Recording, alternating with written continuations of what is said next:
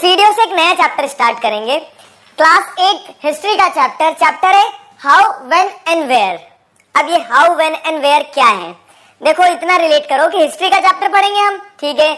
अब हिस्ट्री में आपका पहला चैप्टर है, तो आपने क्लास 6th में भी हिस्ट्री पढ़ी थी, 7th में भी पढ़ी थी, अब आप 8th में हिस्ट्री पढ़ रहे हैं। तो हर चीज में आपने क्या ऑब्जर्व करा होगा, हर क्लास में आपने क्या एक कॉमन पॉइंट ऑब्जर्व करा होगा कि हर क्लास में पहला चैप्टर कुछ ऐसा ही होता है, how, when and where type से। तो अब हम वही पढ़ने वाले हैं, लेकिन ये पहला चैप्टर बहुत इंपॉर्टेंट होता है। क्यों?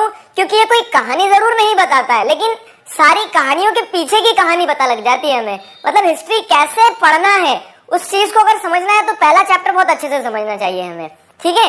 तो हम क्या करने वाले हैं, एक इंट्रोडक्शन वीडियो है जिसमें हम देखेंगे कि इस चैप्टर में क्या क्या पढ़ने वाले हैं हम, किस पर्सपेक्टिव से चैप्टर इंपॉर्टेंट है, तो वही सारी चीजें। तो if we go by the heading of chapter, अगर हेडिंग से ही जाते हैं हाउ, व्हेन एंड वेयर, तो ये हिस्ट्री का हाउ, हिस्ट्री का व्हेन और हिस्ट्री का वेयर बताता है। मतलब कि हिस्ट्री कैसे बनी, क्या है, क्या सारी चीजें, वो एक वाला पर्सपेक्टिव, हाउ वाला पर्सपेक्टिव बताता है हिस्ट्री का, ठीक है। व्हेन, हिस्ट्री में व्हेन जैसे हम डेट्स देखते हैं, इवेंट्स देखते हैं, तो उस पर बहुत सारे कंफ्यूजन होते हैं, बहुत सारी डिबेट्स होती है, और वही चीजें हम आगे पढ़ेंगे डेट्स टू इवेंट्स में, ठीक। तो उस पर्सपेक्टिव से भी इंपॉर्टेंट है ये व्हेन एंड वेयर, मतलब कहाँ। तो हिस्ट्री के जो 3 पिलर्स अगर देखें हम कि हाउ, व्हेन एंड वेयर, किसी भी चीज का अगर देख लें, हम आपसे बात भी कर रहे हैं तो हाउ, व्हेन एंड वेयर वाले ये क्वेश्चन जो रहेंगे, कब, कहाँ, कैसे, ये पूछा जाता है ना, तो वही चीज यहाँ पे बताई गई है कि हम इस चैप्टर में इस चैप्टर का जो बेसिक क्रक्स है, तो वो आपको ये बताता है कि history how, history when and history where. और अभी अब एक चीज अगर इंपॉर्टेंट आप देखोगे तो आपने अभी तक क्या पढ़ा है, 6th क्लास में आपने एंशिएंट हिस्ट्री के बारे में पढ़ा, सब कुछ पुराना हमने पढ़ा था, ठीक है। तो एंशिएंट टाइम का, बुद्ध का, और ये सारी चीजें पढ़ी हमने। फिर 7th में हमने मिडिवल टाइम पीरियड पढ़ा, उसमें आपने देखा ना कि अलग अलग दिल्ली सल्तनत, मुगल सल्तनत और मराठास, ये सारे किंगडम्स पढ़े हमने। तो 7th क्लास में हमने क्या पढ़ा, मिडिवल हिस्ट्री पढ़ी, मतलब एंशिएंट हिस्ट्री पढ़ चुके, 6th में मिडिवल हिस्ट्री पढ़ चुके।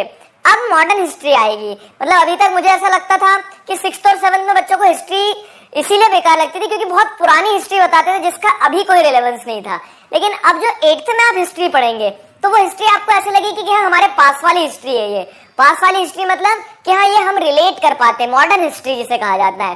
तो इंट्रोडक्शन टू हिस्ट्री अगर हम देखें 8th क्लास की जो हिस्ट्री है हमारी, तो वो पूरी मॉडर्न इंडियन हिस्ट्री पे डिपेंड करती है कि इंडिया में ब्रिटिशर्स जब आए उसके बाद से हिस्ट्री जो है वो हम 8th क्लास में पढ़ने वाले हैं। इंटरेस्टिंग होगी इसका मतलब ये, ठीक है।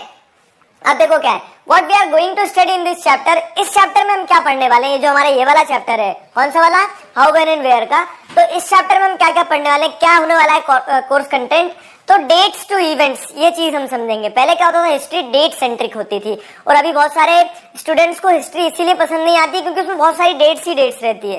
लेकिन एक चीज बताएं आपको कि हिस्ट्री सिर्फ डेट सेंट्रिक नहीं होती, डेट्स नहीं होती हिस्ट्री में, उसके अलावा इवेंट्स भी इंपॉर्टेंट होते हैं। तो हम डेट्स टू इवेंट्स वाला जो शिफ्ट है उसे समझेंगे इस चैप्टर में।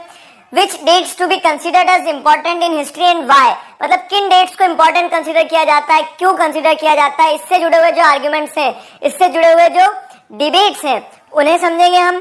मेथड्स ऑफ पीरियडाइजेशन, तो अब जेम्स मिल के बारे में कुछ पढ़ेंगे। जेम्स मिल ने इंडियन हिस्ट्री को पीरियडाइज करा है, क्या वो सही करा है, गलत करा है, वो सारी चीजें भी आपको इसी चैप्टर में पढ़ने को मिलेगी, इसी चैप्टर में हम बताएंगे।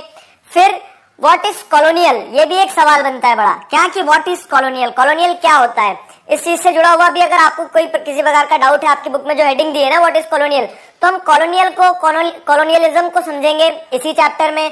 उसी के साथ साथ में सोर्सेज ऑफ हिस्ट्री। अब देखो हिस्ट्री ऐसा तो नहीं है कि आपको रात में सोए थे, सपना आया और पूरी हिस्ट्री आपको याद हो गई और अगले दिन आपने लिख दी। हम हिस्ट्री अगर लिखते हैं तो वो किसी सोर्स से इंस्पायर होके लिखते हैं। जैसे आज हम हिस्ट्री लिखते हैं कि मुगल सल्तनत में ऐसा हुआ था, मुगल टाइम पीरियड में ऐसे ऐसे एक्टिविटीज हुई थी, तो वो हम कैसे लिख पाते हैं, क्योंकि हमारे पास में कुछ ना कुछ रिकॉर्ड्स हैं, किसी न किसी प्रकार की बुक्स हैं, और उन सारी चीजों से हम इंस्पायर होकर लिखना स्टार्ट करते हैं। तो अब हम वही यहाँ पे भी करेंगे कि हम सोर्सेज ऑफ हिस्ट्री देखेंगे कि हिस्ट्री अगर हम पढ़ रहे हैं, समझ रहे हैं, तो हिस्ट्री कहाँ से आई, कहाँ से मिली, तो वही चीज है, सोर्सेज ऑफ हिस्ट्री हम पढ़ेंगे। And issues related to it, और इससे जुड़े हुए जितने भी इश्यूज हैं, किससे जुड़े हुए, इन सोर्सेज से जुड़े हुए, कि कितने सही होते हैं सोर्सेज, कितने गलत होते हैं, कहां तक हमें उन पर विश्वास करना चाहिए। तो ये सारी चीजें आपको इस चैप्टर में पढ़ने को मिलने वाली है, ठीक है। तो I have cleared the whole course content of this chapter, कि इस चैप्टर में हम क्या क्या पढ़ने वाले हैं। इस चैप्टर में आपको बेसिक आइडिया दे दिया हमने। क्या इस चैप्टर का बेसिक आइडिया ये है कि इंडियन मॉडर्न हिस्ट्री पढ़ेंगे हम, तो पूरा जो मॉडर्न टाइम पीरियड की हिस्ट्री है उससे पढ़ने वाले हैं। ठीक। और हिस्ट्री में जो हाउ व्हेन और वेयर वाला जो डायमेंशन है तो वो चैप्टर के साथ में ही जाता है कि हम हिस्ट्री को अलग अलग 3 पिलर्स पे समझने की कोशिश करेंगे। ठीक है, तो ये हमारा इंट्रोडक्शन वीडियो था, मैंने आपको बता दिया। अब नेक्स्ट वीडियो से हम क्या करते हैं, एक एक टॉपिक को लेते चलेंगे, सब टॉपिक्स को जैसा हम हमेशा पढ़ते हैं, तो उससे सारे कंसेप्ट क्लियर होते जाएंगे आपके।